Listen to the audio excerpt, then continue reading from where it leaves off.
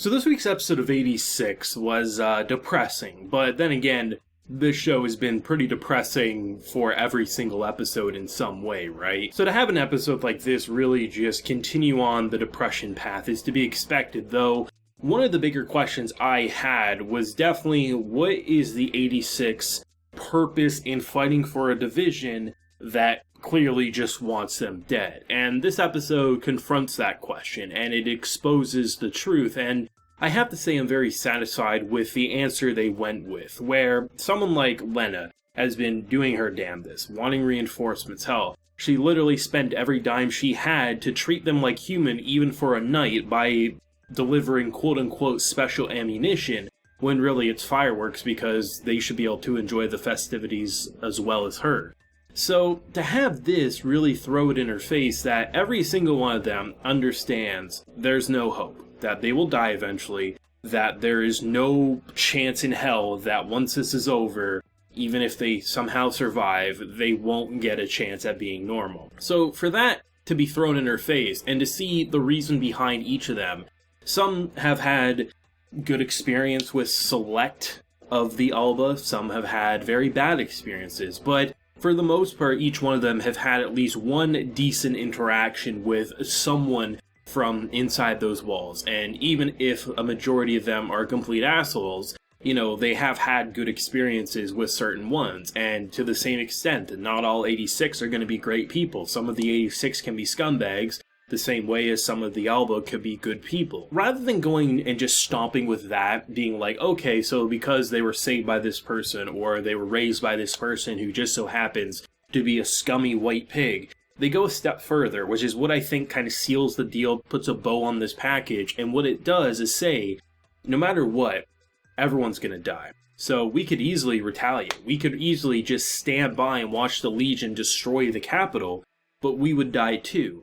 So, based on history, based on the whole idea that no matter what, everyone's going to die, we would rather go down fighting than to willingly jump with a noose around our neck. And that, I think, is going to satisfy a lot of people, where whether you're completely burn the Alba to the ground, or you're saying, you know, there should be a little humanity there because they have had good experience off and on, this episode hits all those notes. I was really curious because during the shower scene, something in most anime that would be like pointless and just tasteless fan service, you have these foreshadowing moments like what's on her back, what is she hiding, the fact that apparently she never has showers with anyone, she always does it alone, and they're talking about should we expose this secret to someone like Lena, and I'm wondering like what is this secret, what's going to push her away, and they drop it at the end of the episode, and there's just so much pain there, especially considering that you have moments where she's walking through the Capitol, and they're saying all this horrifying stuff about what their life is as you're watching all these normal people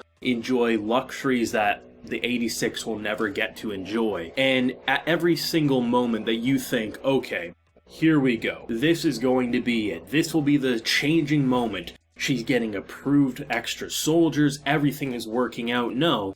The only time that this Spearhead division will get extra soldiers is when they're dead.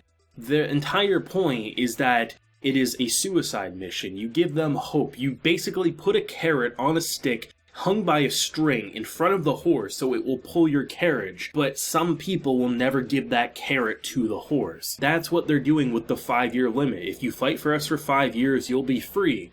Most people probably don't even last a year, so they're dead. They don't have to worry, and they can just keep the cycle going.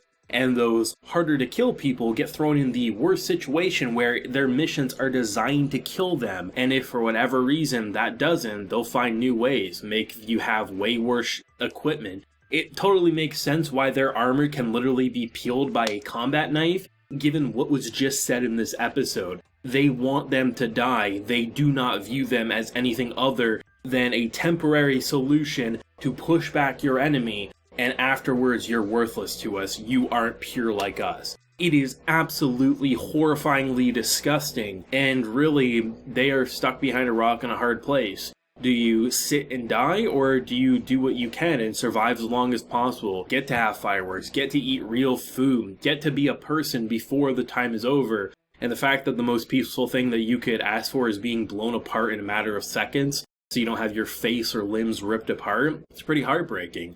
Even more heartbreaking is some of the conversations like, So we have Hsieh. He's basically the gravedigger. He'll make sure we never suffer. He'll make sure our brains are never harvested.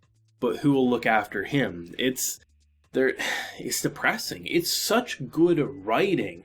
An episode that had very little action is more engaging than any of the action that we've seen. And that's not a diss on the action. The action is absolutely well animated. It feels realistic.